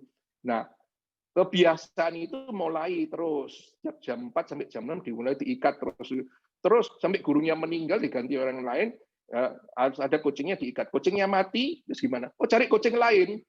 Cari kucing lain lalu diikat Lalu kemudian berabad-abad kemudian ada ahli-ahli dari murid-muridnya yang nggak tahu menahu tentang apa yang terjadi pada awal itu, mengikat kucing dalam liturgi itu menjadi hal yang esensial. Padahal yang terjadi adalah karena kucing itu rame. Nah, kita ribut dengan itu, nanti cari kucingnya gimana, kucingnya harus jenis ini, talinya bagaimana, ribut kan dengan yang hal itu. Tidak tahu bahwa itu tidak penting. Mengikat atau tidak mengikat kucing itu bukan hal yang penting dalam liturgi meditasi itu. Yang penting kan meditasinya supaya tidak terganggu. Itu cerita yang ya, saudara sekalian, supaya kita jauh lebih mendalam lah sebagai orang Katolik itu.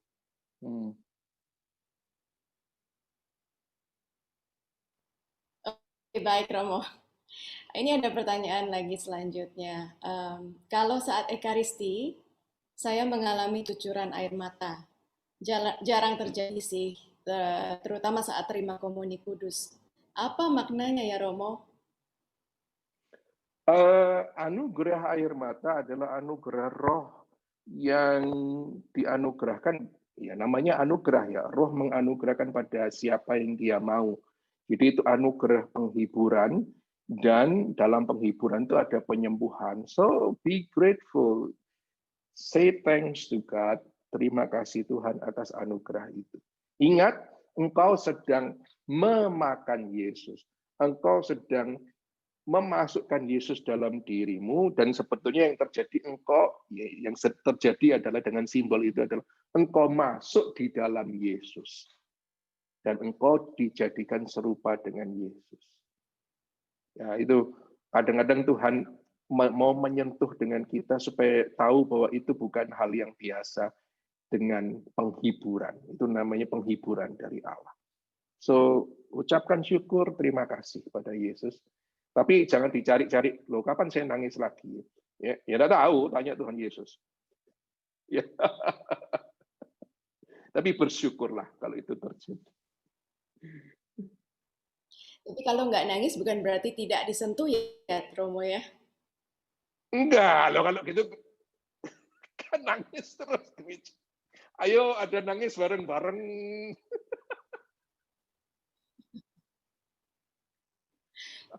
Oke.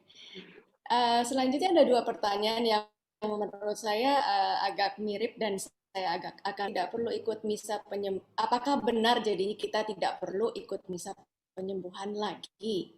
Kalau begitu, kenapa term atau istilah misa penyembuhan itu tidak ditertibkan? Silakan, Romo. Ya tergantung uskupnya. Apakah tidak perlu? Menurut saya ya datang saja. Ini kok bergema ya. Jadi datang saja, tidak perlu takut atau menghindari. Itu bukan tujuan saya. Tujuan saya untuk mengatakan, saya itu nggak mau ada misa dengan grade-grade tertentu. Yang ini misa biasa-biasa, yang satu ini misa lebih tinggi. In every Eucharist, dalam setiap misa, terjadi kuasa Allah yang bekerja. Ada seorang, saya cerita ya, ini ada seorang Romo, rekan saya. Kebetulan dia itu sangat intelektual. Dia itu paling benci karismatik. Sudah saya tanyain, berarti pakai bahasa Jawa, ojo macam-macam loh, kamu nanti gua ngopo wong gendeng kabeh. Ya udahlah, kamu bilang gendeng atau apa, saya juga nggak gila.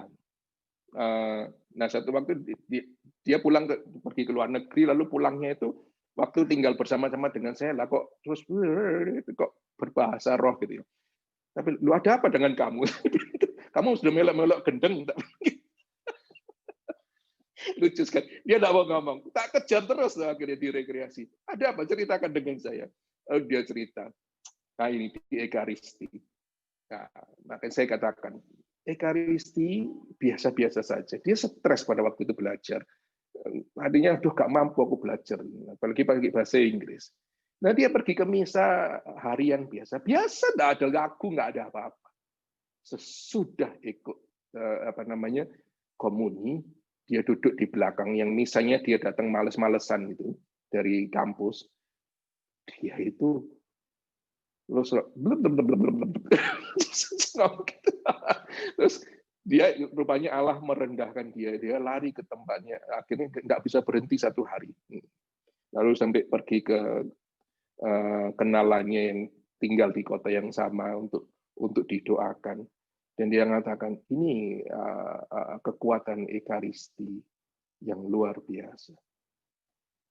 Bukan penyembuhan dalam arti tertentu, tapi semua Ekaristi. Untuk yang poin saya mengatakan ini itu Ekaristi biasa-biasa saja, nggak ada lagu-lagu yang mengajak orang lain. Tapi Allah bekerja. Jadi jangan membuat gradasi kalau tidak ada embel-embel penyembuhan, lalu tidak terjadi penyembuhan. Nah itu yang saya kritik, nggak bisa, tidak bisa. Ekaristi bukan begitu. Baik, Romo, mungkin sedikit saja ditambahkan kalau misalnya Romo berkenan mengenai pertanyaan yang satunya, Romo, tentang istilah misa penyembuhan itu, mengapa tidak ditertibkan? Nggak tahu ya, maka kebijaksanaan uskup setempat ya. Jadi Bapak Uskup itu adalah moderator liturgi pada keuskupannya. Itu kita perlu menghormati tahu. Ya, itu dari tahta suci sudah dikatakan gitu. Ya, jangan terus, tidak sesuai dengan instruksi tahta suci. Kadang-kadang umat tuh sok tahu gitu ya. Dari mana tahta sucinya bilang gitu kok? Aduh.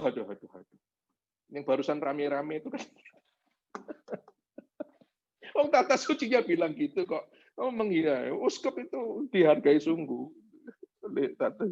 Namanya gereja lokal dan gereja universal ya gitu itu. Ya. Oke, baik Romo. Terima kasih. Pertanyaan selanjutnya, apakah penyesuaian doa Bapa Kami berlaku juga untuk kita di Indonesia? Bagaimana dengan darah Kristus yang tidak diberikan atau ditumpahkan kepada umat saat komuni? Silakan Romo. Satu, Bapak Kami itu ya sudah diminta oleh Bapak Suci, entah nggak tahu kapan nanti Indonesia, karena kayaknya bersama-sama dalam konferensi wali gereja Indonesia untuk memutuskan terjemahan itu.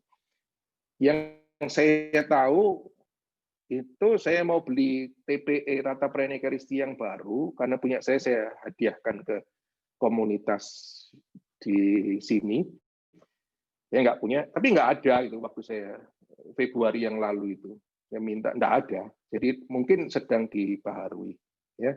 Jadi sabar saja tanya orang-orang KWI liturgi di sana itu. Mungkin mereka sedang menerjemahkan. Saya nggak tahu itu bagaimana menjadi. Yang kedua apa tadi, Ilona? Yang kedua tadi? Bagaimana dengan darah Kristus yang tidak diberikan atau tidak ditumpahkan kepada umat saat komuni? Ditumpahkan, karena tubuh itu mengandung tubuh dan darah. Jadi lebih perkara praktis saja untuk tidak menerimakan tubuh darah Kristus. Karena konsep tubuh itu kan ada tubuh dan darah. Jadi tidak mengubah apa esensi apa-apa gitu. di dalam. Nah, dalam adorasi pun kan kita tidak adorasi darah Kristus kan, tapi tubuh Kristus kan, karena di dalam tubuh ada darah juga. Dalam kesempatan-kesempatan yang tertentu yang lebih kecil dan sebagainya, saya kalau memberi retret dan sebagainya, saya berikan dalam 2 rupa. Jadi dalam 2 rupa. Jadi tidak harus. Kita bisa bayangkan lah, misal kalau di Jakarta sekian banyaknya, Surabaya atau lama sekali itu nanti kalau ada pemberian tubuh Kristus. Belum lagi orang-orang yang agak jorok-jorok gitu ya. Itu pun kalau saya bilang celupkan, dia celupkan kupluk sampai hostinya lepas. Lo kok lepas, Rama? Aduh. Dalam retret pun kadang-kadang bikin mangkel. Pengen minum anggur banyak. Ya, itu alasan praktis, bukan alasan teologis. Oke, jadi sebenarnya tergantung dari jumlah umat yang dilayani juga ya, Romo ya? Ya. Daripada Dan semua kesiapan umat gitu ya. Oh, Kadang-kadang baik. ada romo-romo yang lain yang bilang tuh, aduh, umat ini kalau tidak sungguh-sungguh disiapkan, itu jarinya tuh masuk dalam itu loh, jijik kan, nanti romonya minum itu bekas jarinya itu kan jijik. Mau wis, nggak usah wis. Ya benar. Alasan praktis. Iya. Daripada diobok-obok orang banyak ya, Romo ya, jadinya jorok sekali. Diobok-obok ya. Tubuh Kristus, darah Kristus ini diobok-obok. Oke, baik Romo. Selanjutnya, selanjutnya ada pertanyaan itu mengenai, bagaimana dengan Ekaristi Timur, Romo? Mohon penjelasan. Apakah Deliverance Mass atau Misa Deliverance ritusnya sama dengan misa biasa? Deliverance Mass? Saya nggak pernah dengar ya.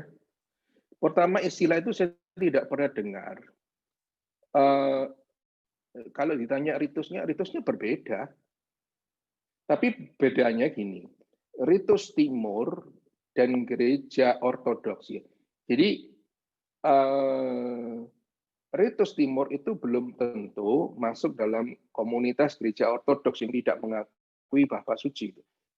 Ada ritus-ritus Timur yang menggunakan tetap ritus Timur dengan tetap mengakui Bapa Suci sebagai pemimpin tertingginya. Dan itu kita bisa mengikuti ritus di situ. Di Roma ini, dalam keadaan normal, saya sering pergi ke sebelah sini, itu Oriental, dekat rumah itu 10 menit jalan, itu Oriental Institute dari Vatikan, itu ritusnya Bizantium. Saya sering ke sana, misa. Atau ke ritus sebelah sana itu Ethiopian yang dari Afrika, yang mirip nyanyinya itu, dan ritus Greek yang barusan saya kirim ke mama saya dan keluarga, itu seperti ngaji. Saya hidup dengan Romo dari India, kami Karmel itu punya di India, itu ritusnya bukan ritus Roma, tapi ritus Siromalabar. Nah,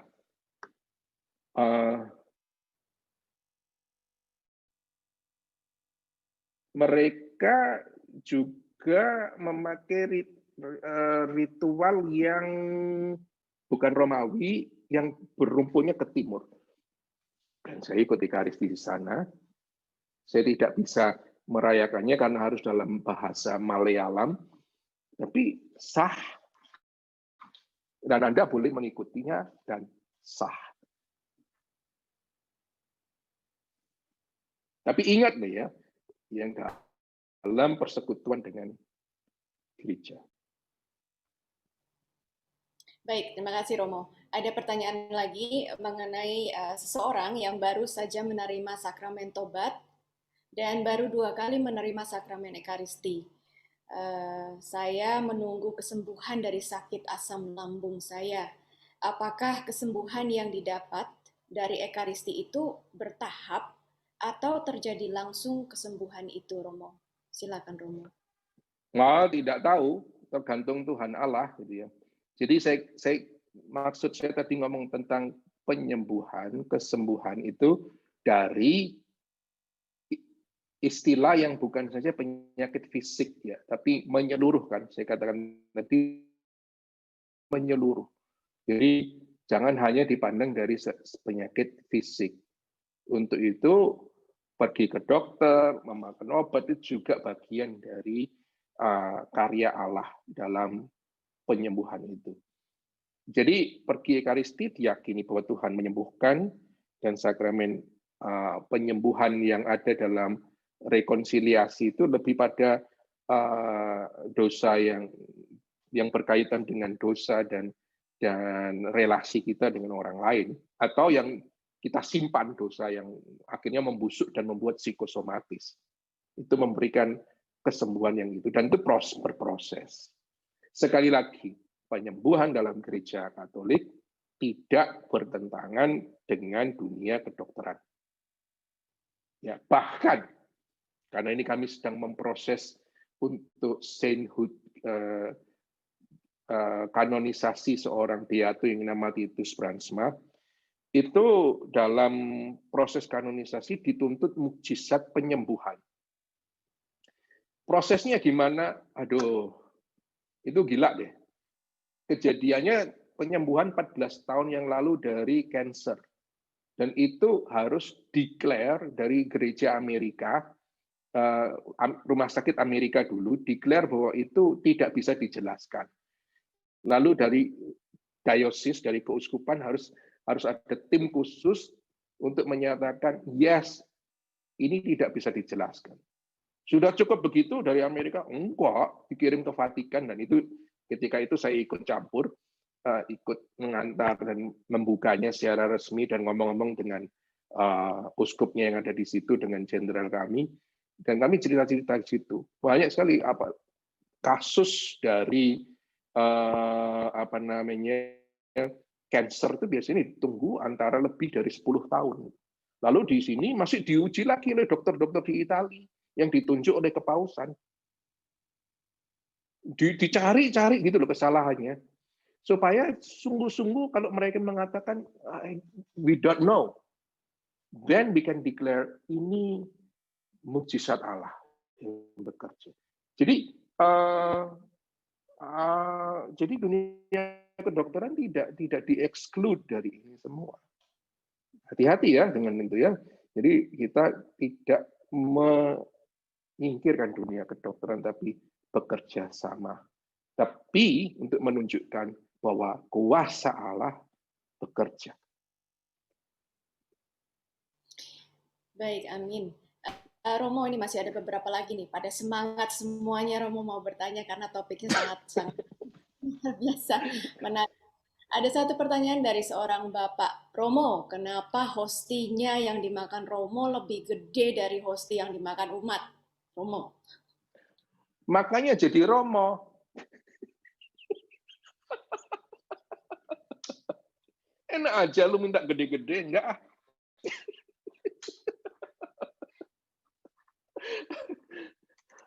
Enggak ada bedanya. Tadi yang saya kutipkan, yaitu dari kata-kata Yesus itu tentang darah Kristus.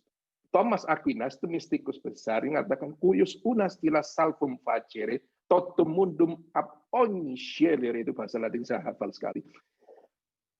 Hanya setetes darahmu itu menyucikan seluruhnya. Maka sebetulnya ukuran besar, kecil, dan sebagainya hosti tidak jadi masalah. Tidak jadi masalah. Romonya juga nggak akan makan yang terlalu gede, kan kenyang. Lalu kalau ekaristinya berapa kali sehari kan lama-lama gendut. Kena tubuh Kristus. Hanya ukurannya kan hanya lebih besar itu. Ada ibu-ibu mengatakan, Romo senang sekali kalau dibagi oleh Romo misa harian itu dikasih yogurt. Lega hati saya. Ya lega Bu, lebih gede.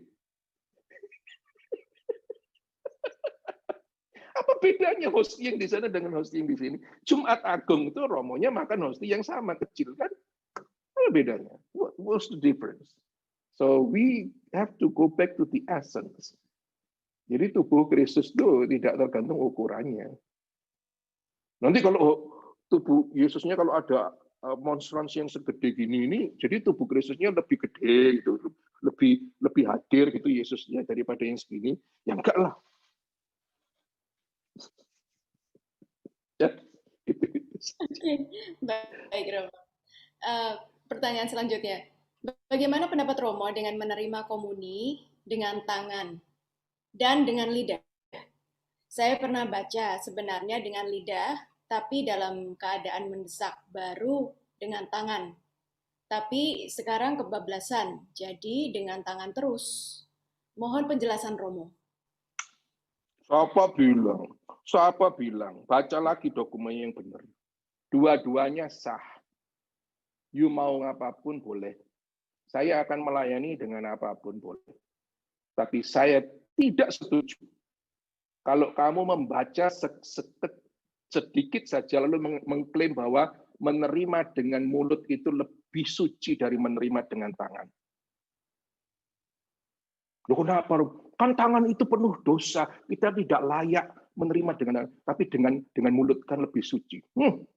Baca surat Yakobus, dosa dengan lidahmu itu jauh lebih ngeri di situ. What's the difference? Tubuhmu itu bedanya apa? Mulut dengan tangan. Apa yang membedakan? Kalau tubuh disebut bait Allah, apa yang membedakan tangan dengan lidah kita? Gak ada. Di Vatikan itu dianjurkan memakai dengan lidah. Tapi apa? Apa reasonnya?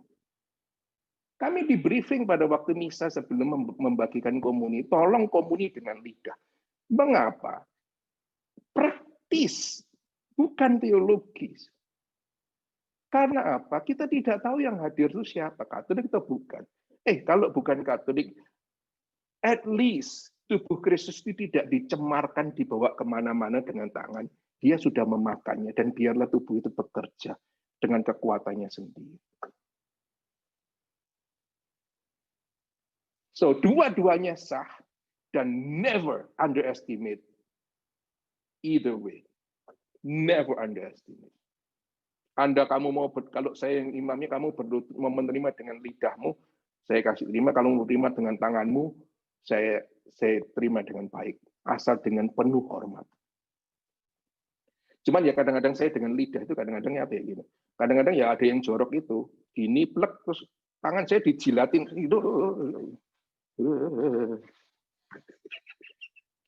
Ya kan jijik, bagi yang lain harus cuci tangan lagi, ngelap-ngelap gini. Ini ilermu itu sudah di situ. Oh iya. Jadi kalau melet, ya sudah melet, jangan begini ya, tidak usah begitu. Plek itu saya lepaskan. Dengan dua-duanya sah. Ternyata lumayan challenging ya jadi Romo ya untuk iya, itu saya berapa kali saya kena bahasa gitu. Kan kasihan yang sesudahnya dulu. Saya makanya bawa purificatorium itu kadang-kadang untuk ngelap gitu itu. Oke Romo. Lalu memang ada lucu-lucu. Pengalaman yang lucu ya. Ini Romo ada yang bertanya, kalau terlambat Romo datang ke misa, apakah ada aturan misalnya tidak boleh terima komuni setelah apa gitu Romo? Setelah bacaan Sabda Allah atau setelah Injil kah? Bagaimana Romo? Saya nggak mau katakan mekanis begitu, tapi ingat dua pilar besar dalam Ekaristi itu penting. Kalau sesekali terlambat karena apa, oke lah. Asal kamu dengan sungguh-sungguh yakin atau apa. Tapi kalau menjadikan habit, ya, yang masih ada sisa-sisa dari angkatan yang sudah agak sepuh, bahwa menerima yang nggak penting sabda, yang penting komuni, itu salah. Ada dua pilar ini yang saya sudah tunjukkan dari unsur. Ini kan salah satu unsur saja yang saya tunjukkan hari ini kan. Dari awal sampai akhir itu sudah punya makna yang mendalam. Nah, kalau kamu potong salah satunya ya. Tapi sekali lagi, kalau you niat baik, ada sesuatu, entah hujan, banjir, atau apa, lalu engkau datang terlambat. Why? Lord, the Lord loves you. Go ahead. Romo, ini kayaknya jangan-jangan kita masih 2 jam lagi. Ini Romo pertanyaannya masih banyak ini Romo. Ada batasan waktu kah dari Romo? Ya mungkin kira-kira sekitar 3 atau 4 pertanyaan lagi nih Ya, ya sepertinya. boleh 3, 4, 5, oke lah. Oke, Romo. Ada yang bertanya Romo, kalau seseorang melakukan kebiasaan berbuat dosa besar, namun menerima komuni kudus dalam Ekaristi tiap hari, apa ganjarannya Romo? Atau dalam kitab suci dikatakan apa? Silakan. Who is Jesus? Siapa Yesus itu? Kalau kita sungguh-sungguh menghayati Kristus, tadi sudah katakan, kehadirannya yang nyata dalam Ekaristi. Dan dia mengatakan, I am your friend, aku adalah sahabatmu. Ya gampang saja kamu pikir, kamu rela mengkhianati sahabatmu sendiri?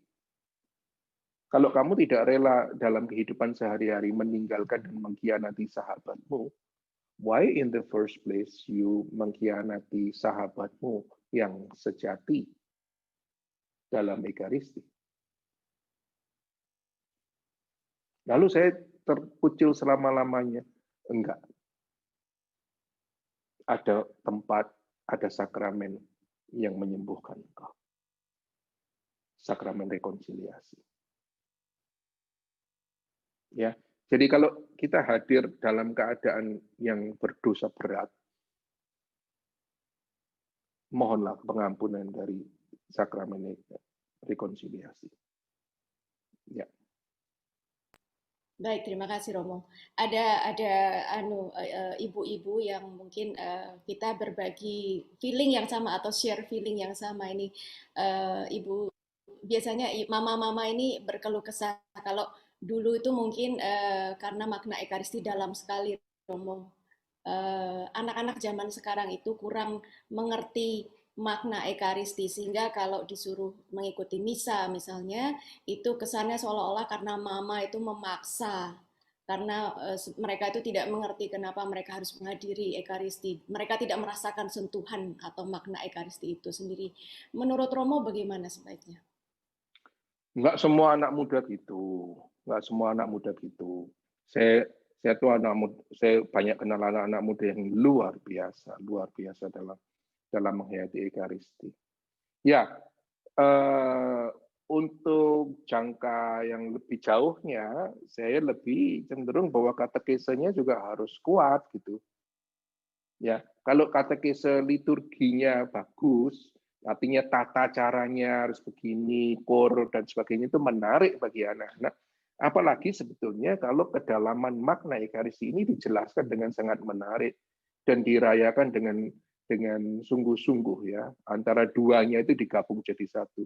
Oh, it's gonna be very very powerful.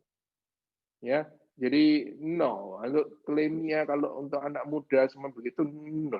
Banyak sekali anak muda yang ada, ya ada, yang tua juga ada, sama aja.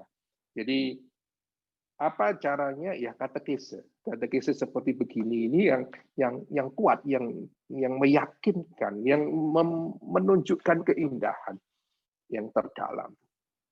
Karena ini baru aspek penyembuhan loh ya.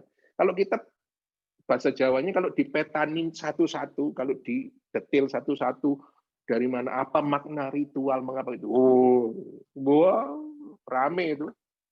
Indah sekali. Ya. Oke, Romo.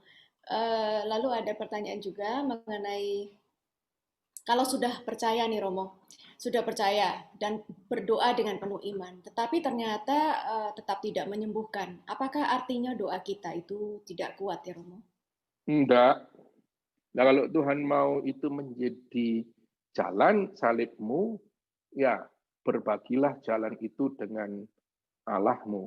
Maknai penderitaan itu bersama dengan Yesus. Nah, disitulah sabda Yesus yang tadi saya katakan, banyak diobral, itu berbicara banyak. Menjadi menderita bersama Kristus. Dan itu luar biasa. Misterinya luar biasa, mendalam. Ya, saya tadi katakan agak keras karena kata-kata yang penuh dengan misteri penebusan yang mendalam itu banyak diobral tanpa tahu maknanya yang mendalam. Kalau itu yang terjadi pada hidupmu, satukanlah dengan Kristus untuk dunia dan untuk dirimu sendiri. Romo, ada pertanyaan mengenai doa Bapa kami. Kalau yang biasa kita sebutkan itu adalah Bapa kami dimuliakanlah namamu. Sedangkan di kitab suci dalam Matius 6 itu menyebutkan Bapa kami dikuduskanlah namamu. Apakah ada bedanya ya Romo? Nah, enggak begitu berbeda. Kan pernah saya jelaskan bahwa namamu semoga dikuduskan, disisihkan, diutamakan. Namamu karena itu dimuliakan. Sama. Tapi lewat apa? Lewat perbuatanku itu. Ya itu kalau ingat pengajaran yang lalu. Ya. Satu lagi mungkin. Ya Romo, itu mungkin lebih kepada pengajaran tentang doa Bapa kami sendiri ya. Ya, Ini ya. yang satu lagi ya mungkin Romo ya, walaupun ini masih ada beberapa. Romo, pengalaman saya menerima bahasa roh juga bukan pada saat didoakan dan ditumpangi tangan dalam acara pencurahan Roh Kudus, tetapi saat mengikuti misa dalam sebuah retret, tiba-tiba saja saat berdoa, lidah saya bergetar dan tidak bisa dihentikan. Oh, mungkin itu hanya sharing iman. Baik, lalu pertanyaan selanjutnya itu Romo yang terakhir. Pelayan pembawa komuni, sebentar. Ya. Pelayan pembawa komuni, apakah masuk koridor sakrilegi, Romo? Enggak, itu yang rame sudah dijawab oleh Romo siapa ini tarigan ada di hidup ya. Itu udahlah jangan didengerin tuh orang-orang yang ngomong gitu tuh ya. Tadi the Eucharistic Ministers itu untuk menunjukkan bahwa kita ini semua adalah kudus. Semua orang dipanggil untuk menjadi kudus. Itu banyak tersebar di WhatsApp group dan itu membuat saya jengkel. Terus terang membuat saya jengkel. Meremehkan sekali umat awam. Tidak, kita semua dipanggil pada kekudusan yang sama. Ya, apalagi uskup. Uskup itu kalau mengajar dihargai dong. Itu Bapak Kardinal tidak sembarang aja ngajar kayak gitu. Ya dan itu dibaca itu di majalah Hidup. Ada seorang Romo yang posting juga di Facebook itu juga. Kalau dibaca di majalah Hidup yang baru oleh Romo siapa Tarigan kalau tidak salah memberikan penjelasan. Dia dosen liturgi juga. Ya, tolong diperhatikan dengan baik deh. Jangan dengarkan orang-orang kayak gitu. Nanti semua kacau deh. Sudahlah, ada saja orang-orang ini. No, terus lagi apa? Apalagi dalam situasi pandemi ini untuk membantu orang menerima sakramen Ekaristi. Santo Tarsisius itu awam. Dia jadi santo. Sakrilegi itu Santo Tarsisius. Yang dia meninggal karena membawa tubuh Kristus. Dia awam. Dia tidak tertahbis. Makanya baca sungguh-sungguh seluruh ajaran gereja ini, bukan hanya separuh-separuh saja. Maafkan saya. Saudara sekalian, sebelum ditutup ini saya dimintain tolong penerbit Karmelindo tentang buku saya. Nanti ada ini tanggal 12 Desember. Ini kayak promosi gitu ya, tapi ya nggak apa-apa lah, namanya nulis buku promosi sekalian. Masih ada slot beberapa orang gitu. Jadi kira-kira 10-20 orang itu masih ada. Nanti linknya saya kirim supaya Anda enggak kerepotan. Kalau ini mau di capture boleh, tapi lewat Iren nanti saya akan kirim linknya. Terima kasih Romo. Silahkan mungkin Romo boleh tutup dengan doa dan membagikan berkat penutup. Mari kita berdoa. Bapa di surga, kami mengucap syukur atas kesempatan kami boleh merenungkan sabda-Mu lewat anugerah Ekaristi yang Kau berikan kepada kami. Semoga sabda-sabda penyembuhan yang menyeluruh itu memulihkan kami kembali, membuat kami utuh kembali, dan membuat kami semakin berbangga akan Ekaristi yang menjadi peninggalan-Mu bagi kami dan menjadi kekuatan kami dalam perjalanan menuju Engkau di dunia ini. Sertailah kami ya Tuhan dalam penyertaan-Mu setiap hari, sehingga sabda-Mu, tubuh dan darah-Mu sungguh-sungguh memulihkan hidup kami dan membuat kami menjadi berkenan selalu kepadamu. Doa ini kami panjatkan padamu demi Yesus Kristus, Putra-Mu Tuhan dan Juru Selamat kami, yang hidup dan bertahta bersama Dikau dalam persekutuan Roh Kudus, Allah sepanjang segala masa. Tuhan sertamu. Semoga saudara sekalian selalu dilindungi dan dipimpin oleh berkat Allah yang Maha Kuasa, Bapa dan Putra dan Roh Kudus.